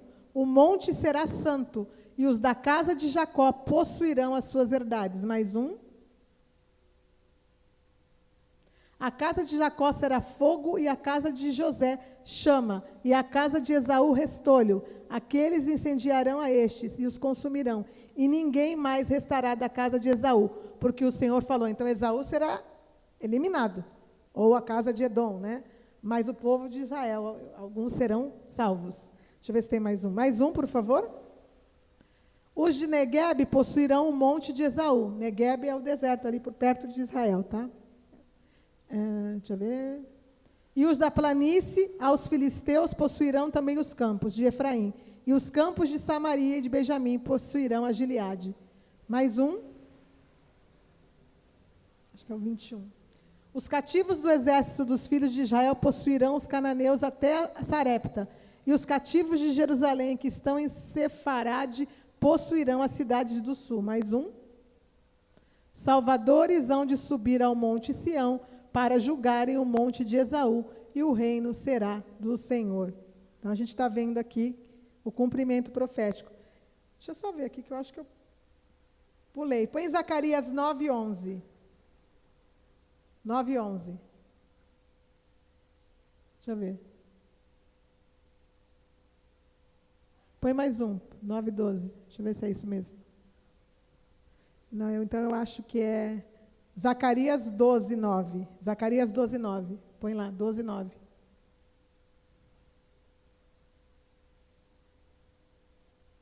Naquele dia procurarei destruir todas as nações que vierem contra Jerusalém. Mais um. Sobre a casa de Davi, sobre os habitantes de Jerusalém, derramarei um espírito de graça e de súplicas. Ó. Olharão para aquele a quem transpassaram e prantear-leão, como pranteia-se por um unigênito, e chorarão por ele, como se chora amargamente pelo primogênito. Mais um. Naquele dia será grande o pranto em Jerusalém, como o pranto de Hadad e Rimon no vale de Meguido. Então, aqui está mostrando um momento em que eles se arrependem e reconhecem Jesus. Olharão para aquele a quem transpassaram e chorarão amargamente. Então, eles vão olhar e falar, opa, matamos o nosso Messias. E agora ele está aqui diante de nós. Então, eles vão reconhecer. Lembra que a gente leu na semana passada que... deixa eu ver, eu não vou lembrar do versículo, gente. Deixa eu só lembrar o que está escrito. Que não me vereis mais até que venham a dizer, bendito que venha em nome do Senhor. Que era Jerusalém, ele falou que Jerusalém seria queimada, destruída, e não me verão mais até que digam, bendito aquele que vem em nome do Senhor. É o que eles vão dizer. Aí o Senhor Jesus vem por eles e eles vão reconhecer o Messias deles. Entenderam?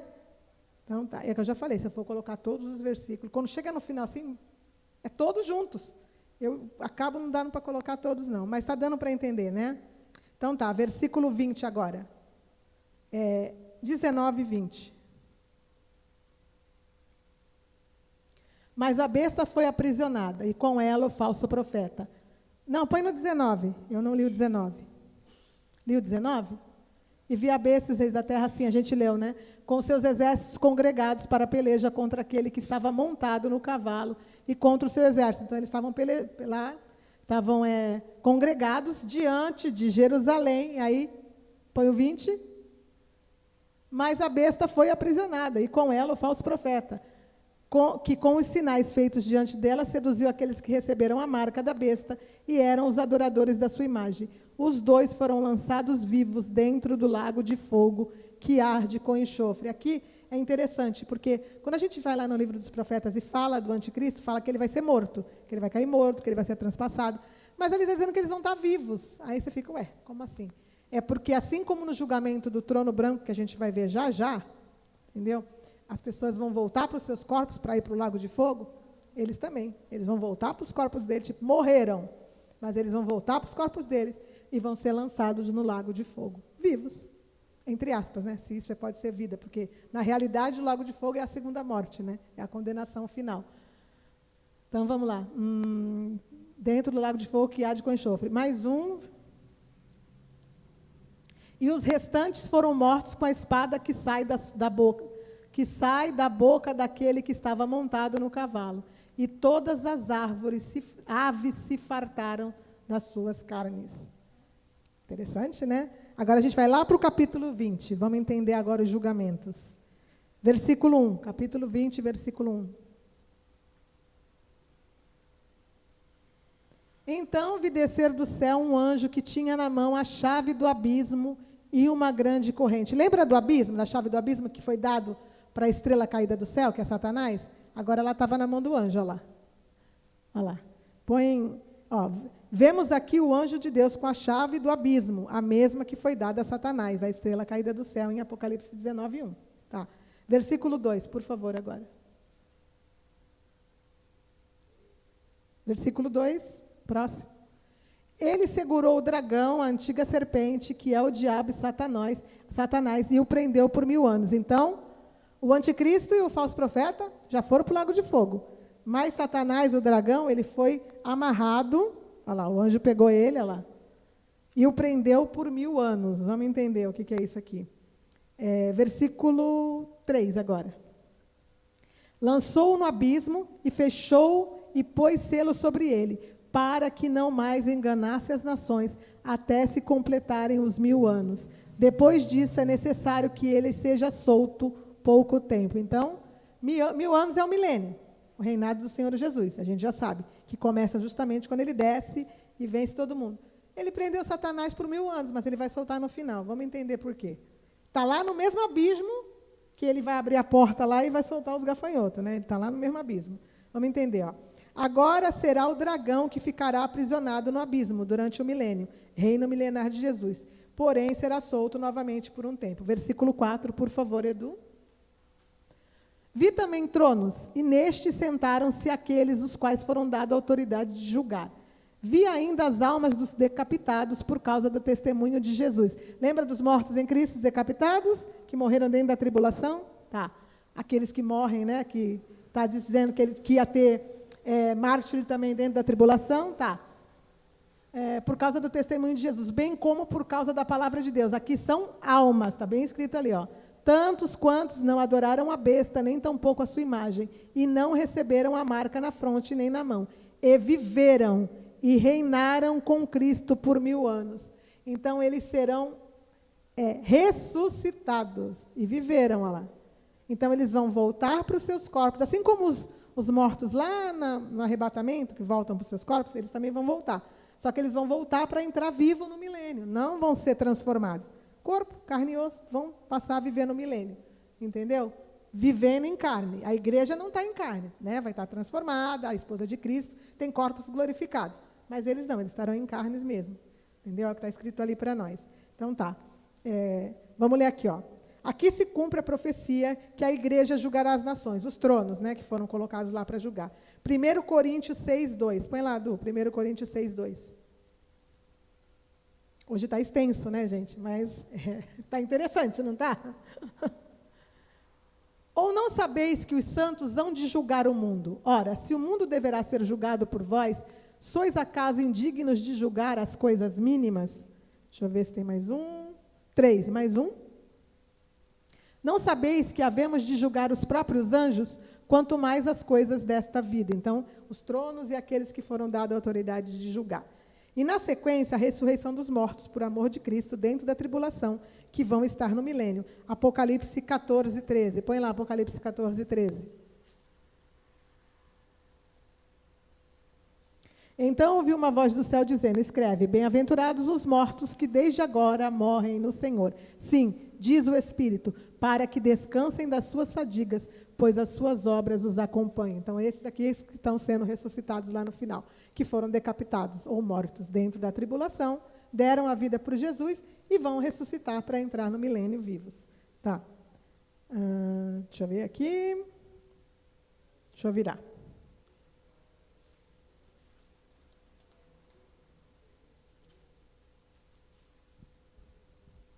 Pode pôr no versículo 5, 25.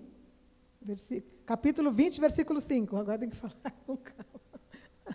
Isso. Os restantes dos mortos não reviveram até que se completassem os 1000 anos. Esta é a primeira ressurreição. Põe mais um, versículo 6. Então, prestaram atenção que o resto dos mortos não reviveram, só aqueles lá que tinham sido decapitados e que morreram em Cristo. Pode pôr no 6, no próximo. Bem-aventurados e santo é aquele que tem parte na primeira ressurreição. Sobre esses, a segunda morte não tem autoridade. A segunda morte é o lago de fogo. Pelo contrário, serão sacerdotes de Deus e de Cristo, reinarão com ele os 1000 anos. Então, a gente vai falar aqui dessa primeira ressurreição. Mas não teve os ressuscitados lá no início? Então, como é que essa é a primeira? É porque a ressurreição dos salvos é chamada de primeira. Então, tanto aqueles que estão ressuscitando lá no começo, como os que vão ressuscitar no final, para Deus é a mesma coisa. É a ressurreição dos salvos. Então, é a primeira ressurreição. Agora, os que vão voltar para as suas vidas, corpos, que vida é aquele que tem a vida de Deus, né? Vão voltar para os seus corpos. Depois, esses já terão a morte eterna. Já não são bem-aventurados. Olha lá. Deixa eu ver aqui. Os restantes dos mortos, quem são? Veremos a seguir. A primeira ressurreição, como eu falei para vocês, todos os mortos em Cristo, tanto os diante da tribulação como os de dentro dela, ressuscitarão e estarão com o Senhor no milênio. Essa é a primeira ressurreição, todos os salvos. Então, todos os salvos estão dentro da primeira ressurreição. Como será o milênio? Veremos alguns versículos que nos falam sobre o milênio. Então, antes da gente ver a segunda morte, vamos ver como que vai ser o milênio. Isaías 9:6, por favor, Edu. 9:6, Isaías 9:6. Porque um menino nos nasceu, um filho se nos deu, o governo está sobre os seus ombros, e o seu nome será maravilhoso, conselheiro, Deus forte, Pai de eternidade e príncipe da paz. Mais um? Para que se aumente o seu governo e venha a paz sem fim sobre o trono de Davi e sobre o seu reino, para o estabelecer e o firmar mediante juízo e justiça, desde agora e para sempre. O zelo do Senhor dos Exércitos fará isso. Então, o Senhor Jesus já nasceu como herança do trono de Davi, porque Deus sempre prometeu para o povo de Israel que nunca faltaria um rei da descendência de Davi para reinar sobre Israel. Mas isso não se cumpriu. Opa, acorda. Isso não se cumpriu até agora, se cumprirá em Jesus. Então, o reino milenar, ele existe porque ele é um cumprimento de profecias para o povo de Israel. Nós vamos estar juntos. Mas isso é uma profecia para o povo de Israel. Um descendente de Davi, reinando um reino justo e eterno. O Senhor Jesus nasceu para isso. E isso, como diz ali, o Senhor dos Exércitos fará isso. Vamos em Isaías 11:1 agora, por favor, Edu. Do tronco de Jessé sairá um rebento, e das suas raízes um renovo. Jessé é o pai de Davi, tá? Então, do tronco de Jessé sairá um rebento, e das suas raízes um renovo. Mais um. Repousará sobre ele o Espírito do Senhor, o Espírito de sabedoria, de entendimento, o Espírito de conselho, de fortaleza, o Espírito de conhecimento, de temor do Senhor. Mais um. Deleitar-se-á no temor do Senhor, não julgará segundo a vista dos seus olhos, nem repreenderá segundo o ouvir dos seus ouvidos. Mais um. Mas julgará com justiça os pobres e decidirá com a equidade a favor dos mansos da terra. Ferirá a terra com a vara da sua boca e com o sopro dos seus lábios matará os perversos. Mais um. A justiça será o cinto dos seus lombos e a fidelidade o cinto dos seus rins. Mais um. O lobo habitará com o cordeiro, o leopardo se deitará junto com o cabrito, o bezerro e o leão novo e o animal cevado andarão juntos, e um pequenino os guiará. Então, você vê que dentro do milênio, nem os animais vão atacar um ao outro. Vai ser um reino de justiça. O juízo de Deus cumpriu-se ali aquilo que ele tinha que julgar, e aí vem a justiça dele, um reino de justiça. Mais um, por favor. A vaca e a ursa pastarão juntas, e as suas crias juntas se deitarão. O leão comerá palha com o boi. Mais um. A criança de peito brincará sobre a toca do áspide. O áspide é cobra, né? E já desmamada meterá a mão na cova do basilisco, que também são cobras. Tudo bom. Mais um. Não se fará mal nem dano algum em todo o meu santo monte, porque a terra se encherá do conhecimento do Senhor, como as águas cobrem o mar. Deixa eu ver se tem mais um. Mais um, é o 10, até o 10. Naquele dia recorrerão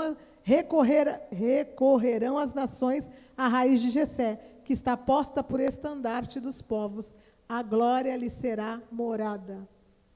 Aqui é o milênio, tá? Vamos lá em Isaías 2:1. Isaías 2:1.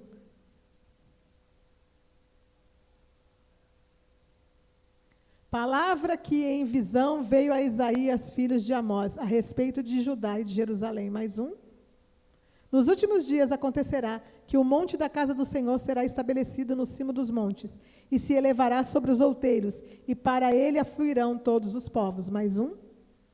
Irão muitas nações e dirão: vinde, subamos ao monte do Senhor e à casa do Deus de Jacó, para que nos ensine os seus caminhos, e andemos pelas suas veredas, porque de Sião sairá a lei, e a palavra do Senhor de Jerusalém. Mais um.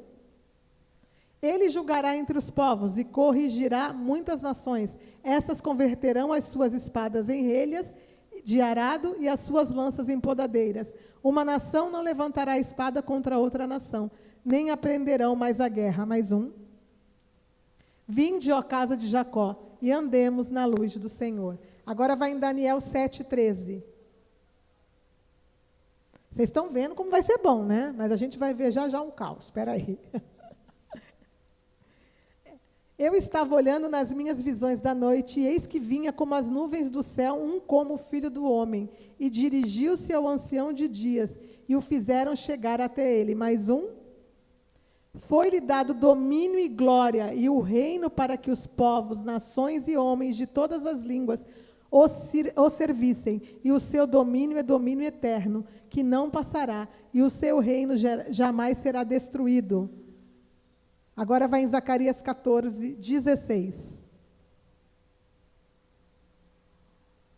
Todos os que restarem de todas as nações, vai ter gente viva nas nações, que não vão nem ter a marca e nem vão estar com Jesus salvos, mas eles vão entrar porque vão estar vivos. Deus é justo. A pessoa conseguiu, sei lá como, ficar viva, não tem a marca, se escondeu, saiu ileso. Vai entrar no milênio também, olha lá. Todos os que restarem de todas as nações que vierem contra Jerusalém, das nações que vierem contra Jerusalém, o povo que não é que o povo estava junto, mas as nações vieram contra Jerusalém, mas teve gente lá, coitado, que ficou vivo, escondidinho, lá não tinha nada com isso, né? Olha lá. Subirão de ano em ano para adorar o rei, o Senhor dos exércitos, e para celebrar a festa dos tabernáculos. Mais um. Se alguma das famílias da terra não subir a Jerusalém para adorar o rei, o Senhor dos exércitos, não virá sobre ela a chuva. Mais um. Se a família dos egípcios não subir, nem vier, não cairá sobre eles a chuva. Virá a praga com que o Senhor ferirá as nações que não subirem a celebrar a festa dos tabernáculos. Mais uma. Este será o castigo dos egípcios e o castigo de todas as nações que não subirem a celebrar a festa dos tabernáculos. Pode pôr mais um? Naquele dia será gravado nas campainhas dos cavalos, santo ao Senhor, e as panelas da casa do Senhor serão como as bacias diante do altar. Mais um. Sim, todas as panelas em Jerusalém e Judá serão santas ao Senhor dos exércitos. Todos os que oferecerem sacrifícios virão, lançarão mão delas, e nelas cozirão a carne dos sacrifícios. Naquele dia já não haverá mercador na casa do Senhor dos exércitos. Agora vamos aqui, Podemos observar neste capítulo de Zacarias que assim como os arrebatados seguravam ramos nas mãos no céu, lembra dos arrebatados com os ramos nas mãos? Representando a festa dos tabernáculos, Apocalipse 7:9. Vamos lembrar.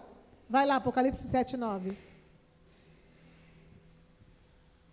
Depois dessas coisas vi, e eis uma grande multidão que ninguém podia enumerar, de todas as nações, tribos e povos e línguas, em pé, diante do trono, diante do Cordeiro, vestido de vestiduras brancas e com palmas nas mãos, ou ramos nas mãos, é a mesma coisa. Então, aqui é a igreja arrebatada. Lembra que eu falei que eles estavam tabernaculando com o Senhor para sempre? Ramos significava a festa dos tabernáculos. Tabernacular é morar.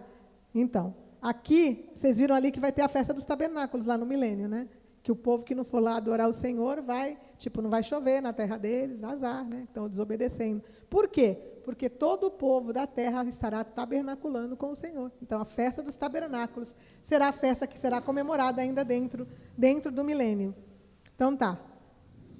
Deixa eu ver. Também dentro do milênio, a festa dos tabernáculos será festejada, pois o povo do Senhor passou a morar com ele, na terra, né?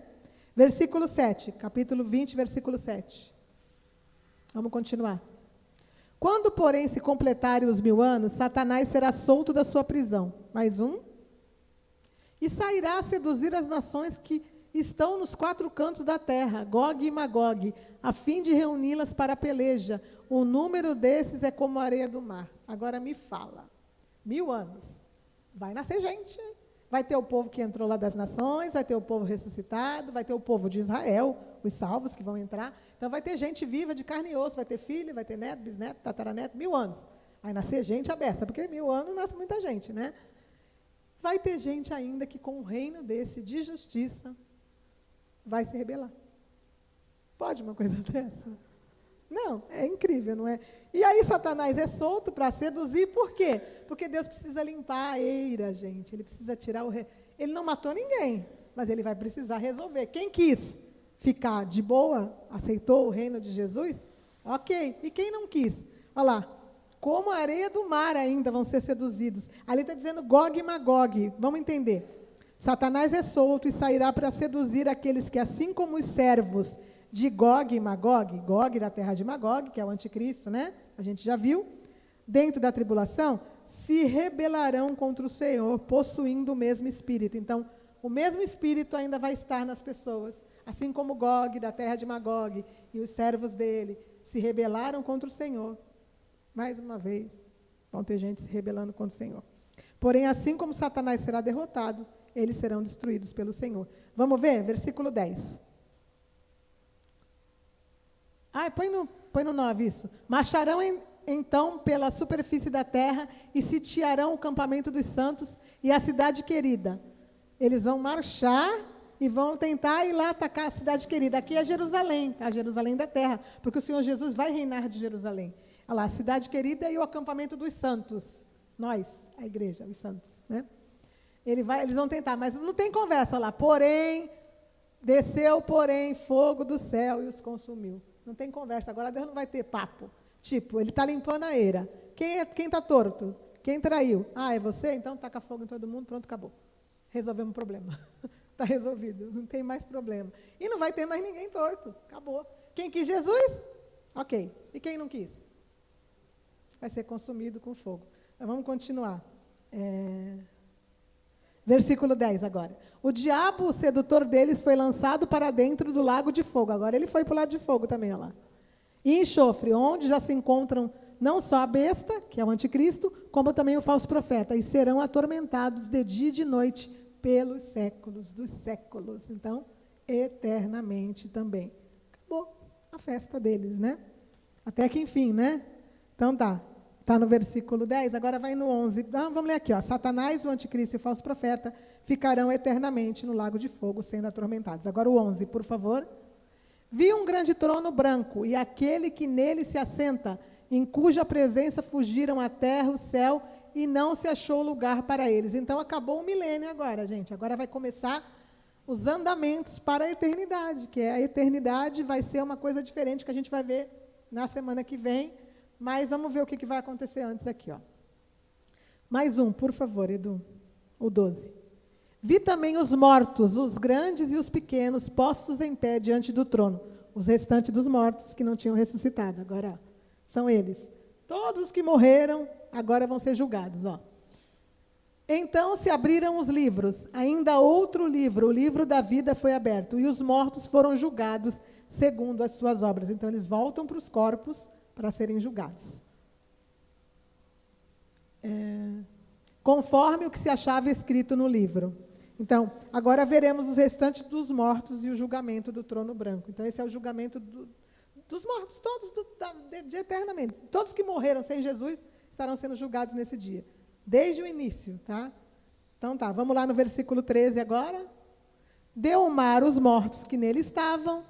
O corpo, né? Tem gente que morreu no mar e não tinha corpo, né? Mas aí o mar vai ter que dar os corpos para que as almas voltem para os corpos, olha lá. A morte e o além entregaram os mortos que neles haviam. Todos vão dar. A morte, o além, o inferno, todo mundo vai mandar, toma aí, os mortos e os corpos, para eles voltar, né? E foram julgados um por um, segundo as suas obras. Então, todos serão julgados segundo as suas obras. O livro da vida também está aberto, né? A gente está vendo ali. Deixa eu ver. Põe no 14, por favor. Então a morte e o inferno foram lançados para dentro do lago de fogo. Vocês sabem que a morte e o inferno são espíritos também, né? Eles também vão ser lançados no lago de fogo, olha lá. São espíritos. O espírito da morte e o espírito que... É interessante, porque o inferno também é um lugar, né? Mas ele também é um espírito. Entendeu? Esta é a segunda morte, o lago de fogo. 15 agora, por favor. E se alguém não foi achado escrito no livro da vida, esse foi lançado para dentro do lago de fogo. Claro que num período desse aqui, gente, todo mundo estava sendo julgado por obras, e por obras ninguém pode ser salvo. Não tem como a gente ser salvo pelas nossas obras. Por mais que eu queira, eu posso fazer o que eu quiser. Eu sempre vou ser pecadora. Então, a minha obra não tem como eu ser julgado por ela. Então, com certeza, esses não tinham os nomes escritos no livro da vida, por isso que estavam na segunda morte já, né? Só que Deus é tão justo que Ele vai abrir os livros, tudo que tiver escrito, vamos ver todo mundo, um por um. Só que já está dentro da eternidade, então o tempo não vai existir mais, porque um por um, imagina, né, gente? Então, ó, os mortos voltaram aos seus corpos para serem julgados por suas obras, e junto com os mortos, o espírito e o inferno serão lançados no lago de fogo, que é a segunda morte, lugar de todos os condenados. Boa noite. Vai com Deus. A senhora já chamou? Ah, então tá bom.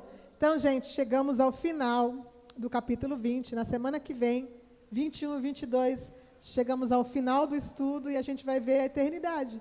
Como será o nosso presente, né? Claro que é só um vislumbre, porque realmente a gente não tem como saber como será a eternidade. Mas vai ser algo bem interessante a gente ver na semana que vem. Tá bom? Deu para entender? Deu? Então tá. Deus abençoe. Deixa eu me despedir do pessoal. Deus abençoe a todos que estiveram conosco também pela internet. Fiquem com Deus e até a próxima.